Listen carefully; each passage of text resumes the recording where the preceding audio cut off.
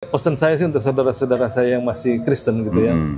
Apa kalau ingin tahu gitu kebenaran dalam Alkitab itu bukan pembenaran ya.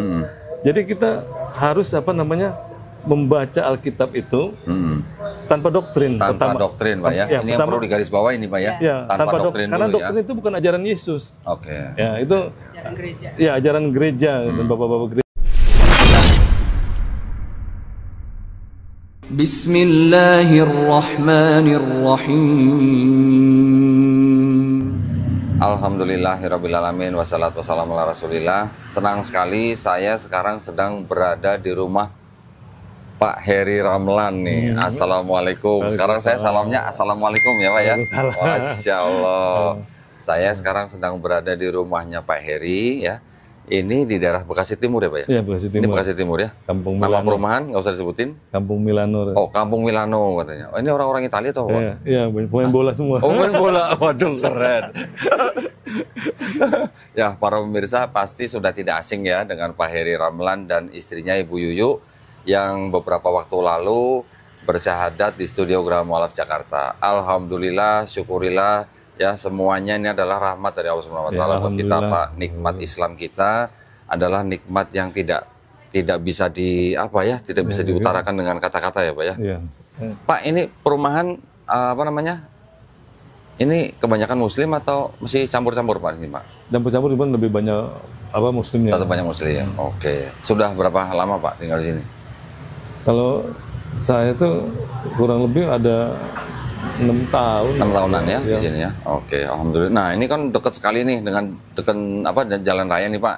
Jadi mohon maaf kalau ada suara-suara yang sedikit bising gitu ya, tapi mudah-mudahan bisa pakai noise cancelling nih. Nanti tanggung jawab editor gitu. Nah, ini sebelum kita mulai acara, Pak, pengen ngobrol-ngobrol. Pak Heri, bagaimana proses ketika Pak Heri Ramlan sudah bersyahadat bersama istri, terus beberapa lama ini ada masalah atau ada kesulitan, bagaimana Pak? Kalau sebenarnya dari awal tuh yang tadinya kekhawatiran gitu ya. Aduh, aku bisa nggak ya gitu ya sholat nih, misalnya kan baru pertama kali kita bahasa Arab gitu kan, dan sama sekali nggak ada dasar sama sekali, Pak. Tapi pas dijalanin itu, saya kok tadinya target saya 1 bulan harus bisa hafal dan bisa sholat sendiri. Ya alhamdulillah dimudahkan sama Allah. Cuman 3 minggu saya udah hafal semua itu bacaan. Bacaan soalnya kan sama Kodondi kami kan dikasih sajadah yang ada tulisannya, ada gambar. Itu kan jadi contekan saya. Contekan. Dan gitu surat pendeknya saya taruh di atas gitu kan.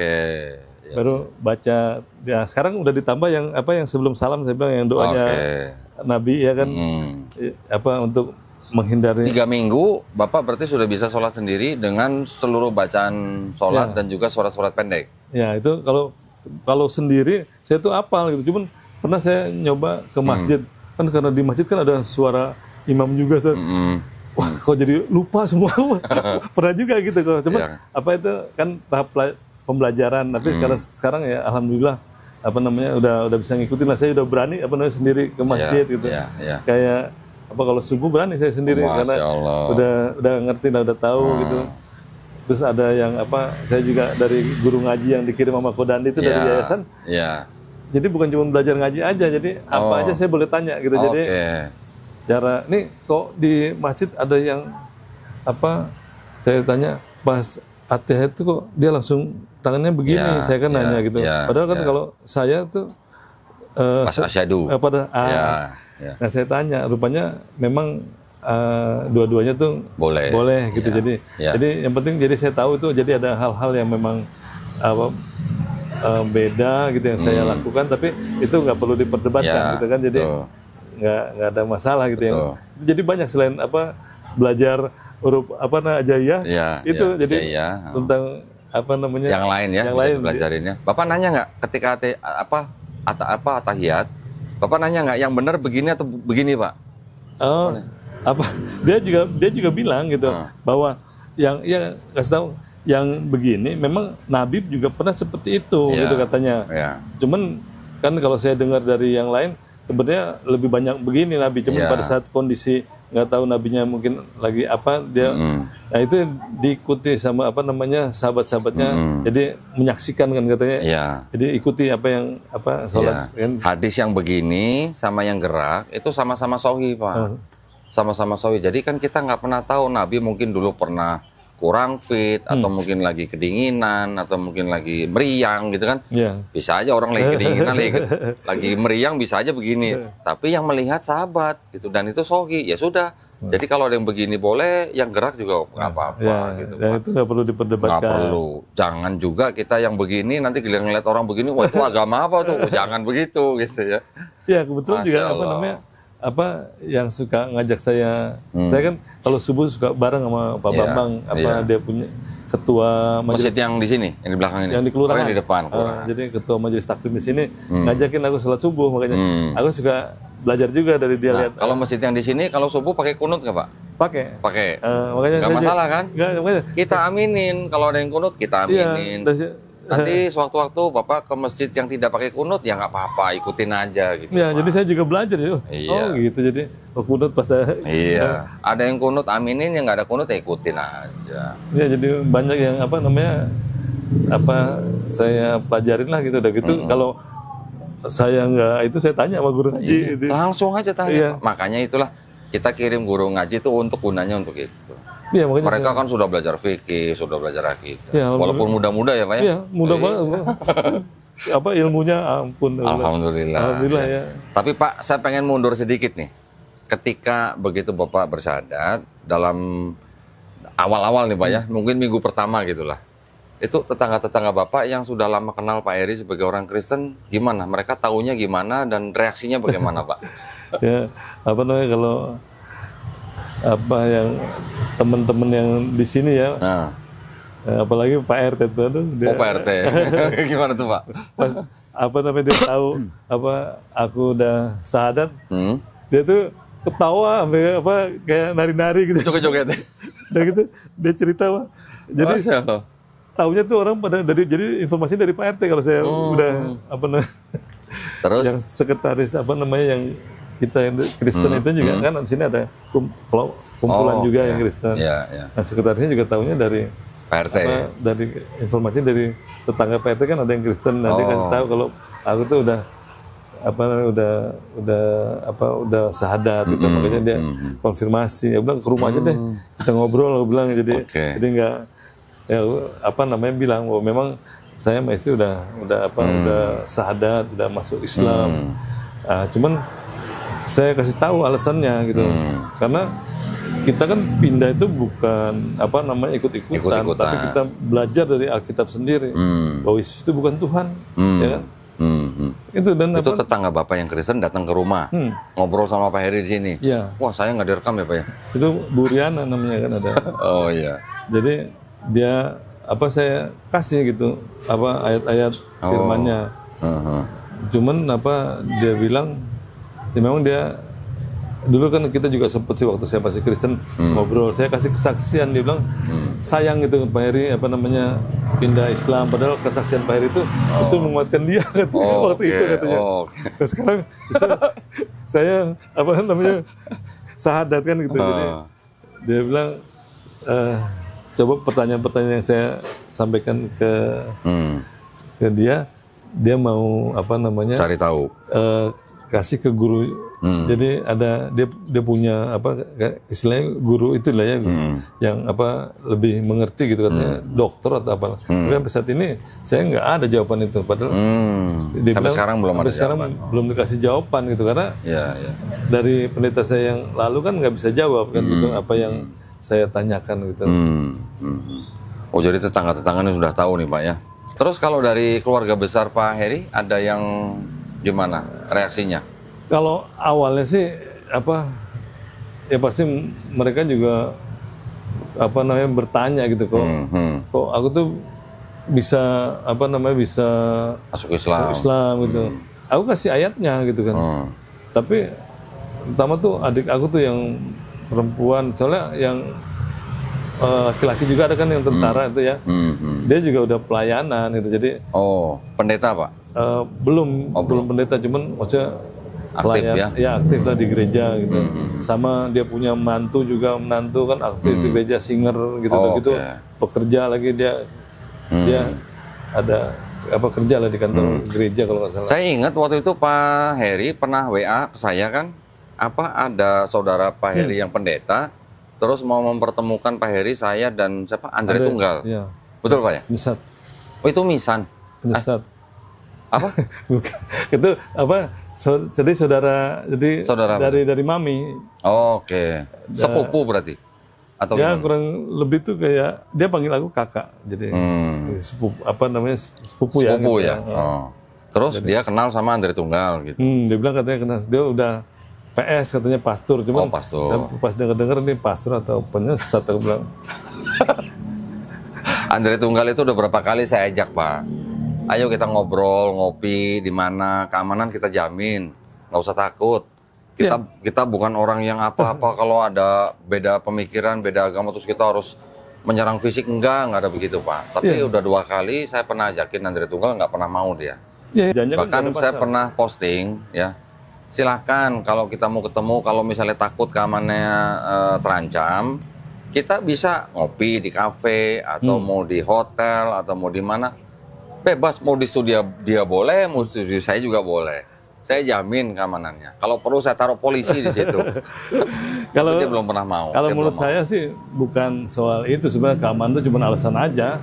Enggak, tapi mungkin ada benernya juga Pak. Dia takut keamanannya terancam, memang benar itu. Kalau saya nggak berpikir seperti itu. Enggak, dia keamanan perpuluhan yang terancam. Iya, maksud saya dia tuh cuma takut dia punya jamaah berkurang gitu. Nah iya, itu kan keamanan perpuluhan Pak itu Pak. Karena kalau nggak bisa kalah debat nih sama Kodandi misalnya kan gitu, kan mereka pasti akan menilai gitu. Nah, selama ini kalau monolog kayak bener aja sendiri ya kan, kalau monolog ya kan bener, kayak bener sendiri aja ngomong karena nggak ada yang counter.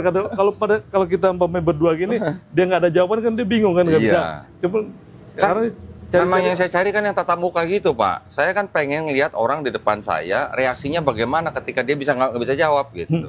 Yang saya lucu juga saya dengar waktu dia reaction yang diskusi kita mengenai yang saya bilang kok di Kristen itu dikurang-kurangi gitu ayatnya. Bukan ayat aja, ini kitab-kitabnya. Jadi bukan ayat aja dikurangi, kitabnya dikurangin. Kalau dari 66 berarti ada berapa ayat coba yang dikurangi? Dari 81 ya. 81 kitab itu berapa? Bisa ratusan kan. 81 itu Ethiopia. Ke Ortodok kurang 3, dikurangin 3. Dari Ortodok ke Katolik dikurangin 5. Dari Katolik ke Kristen dikurangin 7. Dan dia pertanyakan di YouTube-nya, sekarang apakah saya gitu punya istilah tolak ukur yang sama gitu dengan Al-Quran dengan Alkitab gitu. Ya, maksudnya cara argumennya. Ya sebenarnya sama aja, nggak ada masalah. Kan dia malah bilang sekarang bagaimana mengenai ayat-ayat yang dimakan ulat itu kan, jadi ada makan rayap. Kan kalau kita bukan monolog kan kita bisa langsung jawab bahwa ayat itu masih ada, nggak kan? Gini Pak, kalau hadis yang menceritakan tentang lembaran ayat-ayat Quran yang dimakan rayap atau burung atau ulat itu mau dimakan habis semua pun tidak masalah, karena semua ayat-ayat itu sudah dihafal oleh orang-orang Islam pada saat itu, bahkan sampai sekarang juga masih dihafal. Bahkan nggak usah lebaran-lebaran, seluruh mushaf Quran di seluruh dunia Pak, seluruhnya aja, hard copy, soft copy, semua dimusnahin lah.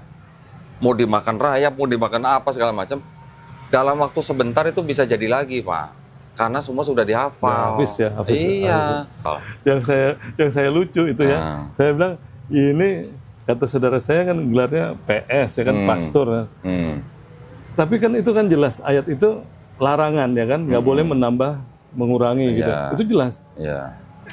Malah dicari pembenaran. Kan mana ada kalau saya berpikir harusnya umat itu ya umat harusnya pinter gitu. Kalau punya pemimpin seperti itu udah penyesatan. Karena nggak ada kalau pemahaman saya namanya larangan itu kita cari pembenarannya gitu.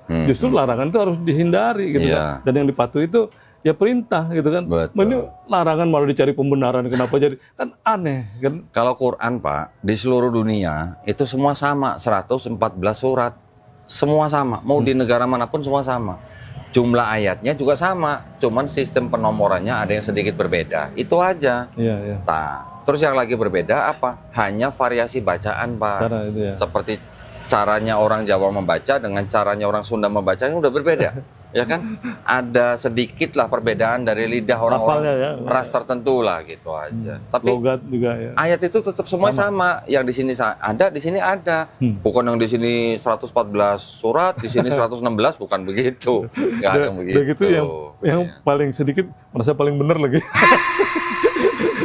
Padahal istilahnya mereka ini kan ada bawang istilahnya kalau anak bawang. Iya. Terus yang lain itu apa salah semua. Nah, dia aja paling benar. Ya, yang kitabnya paling sedikit, yang 66 kitab itu yang Protestan merasa paling benar. Paling gitu. benar ya. Okay. Menurut kalau dengar dari omongan si Andre PS Andre Tunggal itu kan. Tapi terus akhirnya yang saudara Pak Heri itu akhirnya sudah tahu bahwa Andre Tunggal tidak mau bertemu saya gitu kan? Ya tahu dia juga kasih video itu ke saya itu kan yang yang Andre Tunggal bicara seperti tadi. Cuma saya cuma jawab saya pendek aja. Ya namanya larangan itu ya tetap larangan, nggak ada pembenaran gitu loh. Aku bilang begitu. Jadi nggak saya ngomong panjang-panjang, jelas larangan. Kan kalau kita di Islam kan begitu. Pak Heri ini kan tadi sebagai seorang petinggi Pak di gereja, ya kan? Jabatan Bapak kan tadi sebagai penatua gereja. Ketika Bapak menjemput hidayah itu, Bapak punya pikiran, waduh nanti gimana nih saya di sosial, di lingkungan, di saudara-saudara, di kalangan gereja, bagaimana? Itu ada pikiran seperti itu nggak Pak? Ya Awalnya pasti ada.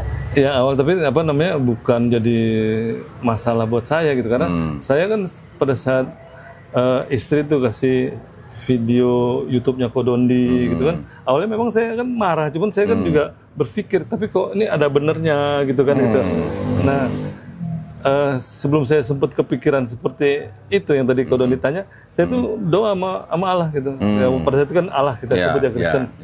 Aku doa nggak nama Yesus lagi, saya doa ya Allah Abraham, Ishak dan Yakub, Allah Halik dan bumi gitu, pencipta langit dan bumi. Nyatakanlah kebenaranmu yang hakiki, aku bilang gitu. Saya nggak mau masuk neraka, saya bilang gitu. Saya nggak mau berdosa dalam mengimani Engkau, aku bilang. Jadi nyatakanlah kebenaranmu, siapakah Engkau sebenarnya, siapakah Yesus, aku bilang gitu. Jadi kalau memang yang benar, nyatakan benar gitu. Nah saya doanya itu terus. Jadi Masya Allah. Berapa lama Pak itu doa gitu Pak? Ya nggak terlalu lama ya, kalau sebulan juga nggak ada. Oh sebelum nggak ada ya. Jadi tapi terus tiap hari saya doanya seperti itu. Jadi makanya yang saya bilang tadi, hidayah itu jadi tergantung objeknya. Kita gitu. mau membuka hati yang objek itu pada saat didoakan dia buka hati nggak gitu. Kalau dia nggak buka hati nggak akan ada hidayah dari Allah. Memang itu kan haknya Allah, tapi Allah kan lihat mau diberi hidayah itu gimana sikap hatinya gitu. Kalau dia mau cari kebenaran, Allah akan nyatakan kebenaran itu. Makanya pesan saya sih untuk saudara-saudara saya yang masih Kristen gitu ya. Kalau ingin tahu gitu kebenaran dalam Alkitab itu bukan pembenaran ya.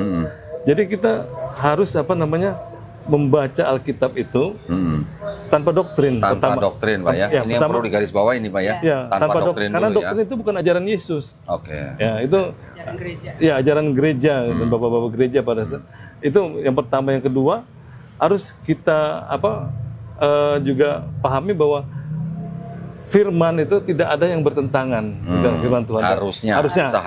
Ya, harusnya tidak ada yang bertentangan gitu. Dan perkataan Yesus tidak akan bertentangan dengan perkataan Yesus yang lain gitu. Maksudnya Yesus yang lain gimana Pak? Gitu, dia kan dalam seperti di Alkitab kan Yesus katakan bahwa jangan ke murid-muridnya jangan ke jalan bangsa lain ya kan. Atau Samaria seperti itu. Tapi kan ada ayat yang bilang pergilah jadikanlah semua bangsa muridku.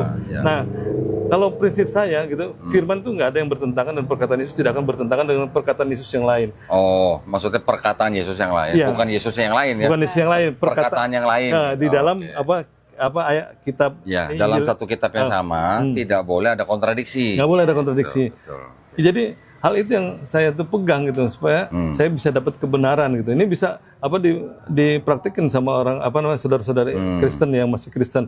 Jadi saya pahami bahwa kalau ada perbedaan berarti ada pemahaman yang salah atau penafsiran yang salah gitu. atau ayat itu memang palsu gitu. Iya. Salah satunya gitu. Jadi kita ada cuma itu aja. Jadi ternyata memang pas saya baca, oh pergilah jadikan semua bangsa murid itu ternyata ada sisipannya.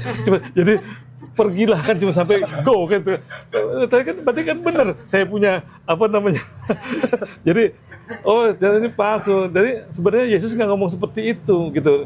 Itu yang maksudnya kalau memang mau cari kebenaran harus seperti itu dan minta gitu pada Allah gitu, pencipta langit bumi ini, Allah Abraham, Ishak dan Yakub, itu aja. Doa tiap hari pasti akan dapat hidayah, Allah pasti akan nyatakan kebenaran gitu dalam pasti disingkapkan gitu kebenaran dalam Alkitab. Saya percaya mengenai Matius 28:19 sih Pak. Yang tadi karena itu pergilah gitu. Itu sebenarnya adalah ayat sisipan gereja Romawi di abad kedua, Pak. Pembuktiannya kita nggak usah cari sumber yang lain lah. Pembuktiannya di Perjanjian Baru aja, ya Pak ya. Kalau memang benar itu perkataan Yesus, harusnya kan murid-muridnya taat dengan perkataan Yesus, Pak. Betul. Tapi ternyata kalau kita baca di seluruh Perjanjian Baru, tidak ada murid-murid yang membaptis orang dalam nama Bapa dan Putra dan Roh Kudus. Iya. Coba. Bahkan Paulus pun membaptis orang hanya dalam nama Yesus. Gitu.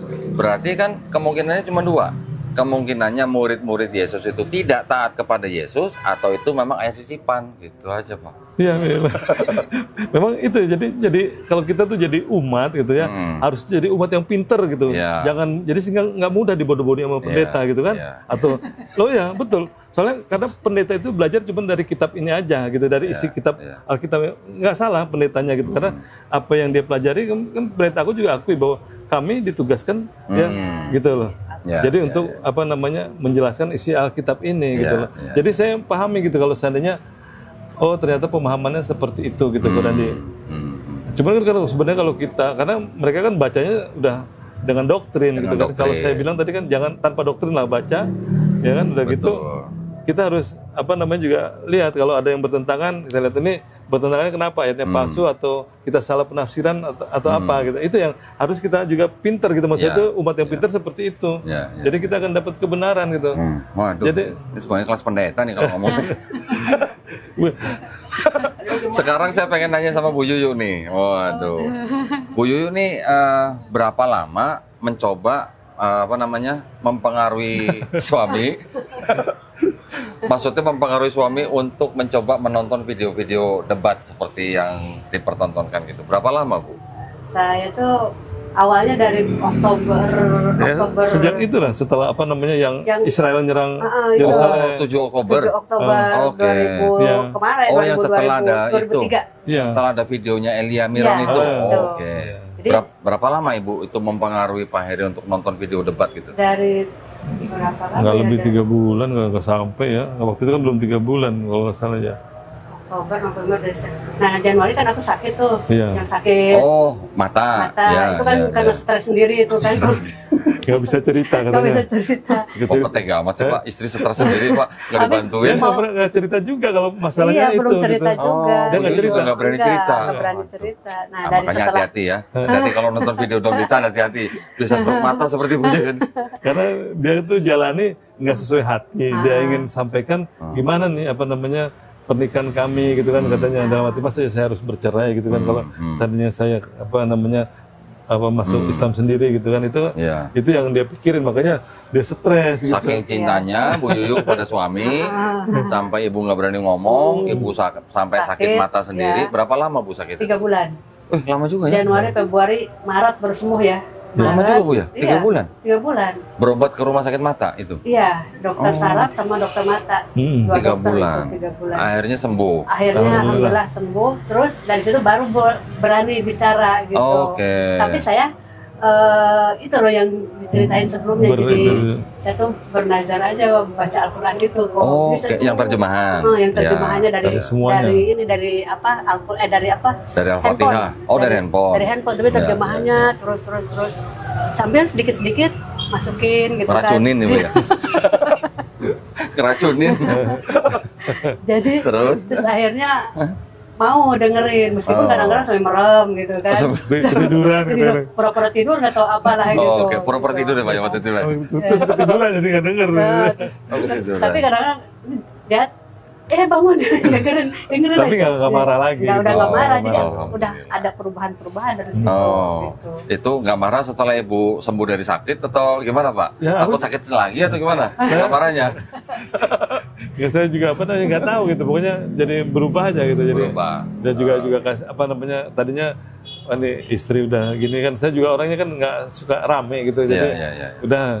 Kenapa sih kalau... Tapi kan berarti Bapak waktu itu sadar bahwa istri Bapak sangat mencintai Pak Heri dong. Kalau itu dari dulu. Oh dari dulu ya? Oh aduh, ceritanya GR.